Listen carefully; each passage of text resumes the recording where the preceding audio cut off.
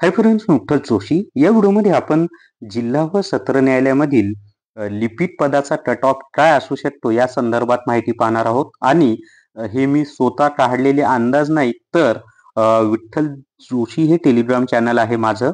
त्या टेलिग्राम चॅनलवर मी काल एक पोल घेतलेला आहे आणि त्या पोलमध्ये विद्यार्थ्यांनी स्वतःला मिळालेल्या मार्कांची जी माहिती दिलेली आहे त्या माहितीच्या आधारेच आपण हा कट ऑफ पाहणार आहोत.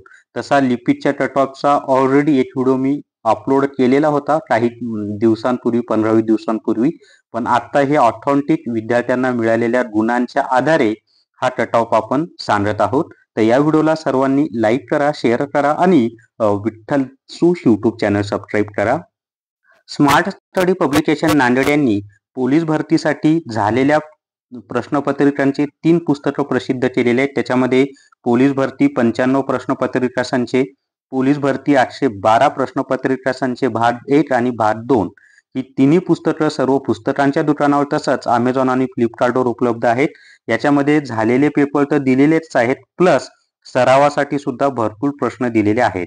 तर आता आपण कट ऑफची माहिती पाहूयात. तर या ठिकाणी पहा, विठ्ठल जोशी हे जे माझं टेलिग्राम चॅनल आहे त्या टेलिग्राम चॅनलवर मी जो पोल घेतला होता त्या पोलमध्ये ना एकूण 3849 विद्यार्थ्यांनी आपलं वोटिंग केलेलं आहे किंवा वोट दिलेले आहेत. म्हणजे त्यांना मिळालेले मार्क्स सांगितलेले आहेत. तुम्ही सुद्धा तुम्हाला मिळालेले मार्क्स सांगायचे असतील तर Vitthal Joshi Telegram channel join करा आणि पोलमध्ये सहभागी व्हा. तर या ठिकाणी पहा, मी रेंज ठेवली होती 35 ते 40 गुण, 30 ते 35 गुण, 25 ते 30 गुण, 20 ते 25 गुण, 15 ते 20 गुण. त्याच्यामध्ये आता विद्यार्थ्यांनी जे वोट केलेले आहे त्याच्यामध्ये पहा, हे लिपिक पदाचं चाललंय बरं का. आणि शिपाई पदाचा जो कट ऑफ आहे त्याचा व्हिडिओ मी ऑलरेडी सकाळी अपलोड केलेला आहे, पाहिला नसेल तर तोही पाहून घ्या. तर 35 ते 40 गुण मिळालेले 10% विद्यार्थी आहेत या वोटिंग केलेल्यापैकी. 30 ते 35 गुण मिळालेले 11% विद्यार्थी आहेत.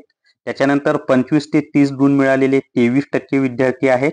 20 ते 25 गुण मिळालेले 26% विद्यार्थी आहेत आणि 15 ते 20 गुण मिळालेले 30% विद्यार्थी आहेत. आता या सर्व गोष्टींचा जर एकंदरीत विचार आपण केला तर आपल्या एक लक्षात येतं की या ठिकाणी सेफ स्कोर काय असू शकतो. तर 40 पैकी ज्या विद्यार्थ्यांना 25 किंवा त्यापेक्षा जास्त गुण मिळालेले आहेत ते विद्यार्थी सेफ झोनमध्ये आहेत, म्हणजे त्यांचं पुढील टायपिंगसाठी सिलेक्शन होऊ शकतं. तर माझा स्वतःचा अंदाज असा आहे की 25च्या आसपास कट ऑफ लागू शकतो. आणि मी याच्या आधीच्या व्हिडिओमध्ये जेव्हा हा डेटा माझ्याकडे नव्हता तेव्हा सुद्धा मी 25चा कट ऑफ सांगितला होता आणि जेव्हा ऍक्च्युअल मध्ये माझ्याकडे डेटा आलेला आहे तेव्हा मिळालेल्या माहितीनुसार कट ऑफ 25च्या आसपासच लागू शकतो. तर ज्या विद्यार्थ्यांना 25 किंवा त्यापेक्षा जास्त गुण आहेत त्यांनी टायपिंगची प्रॅक्टिस सुरू ठेवा. सेफ झोन मध्ये आहात तुम्ही. परंतु ज्यांना 20 ते 25 गुण आहेत त्यांचे चान्सेस कमी आहेत.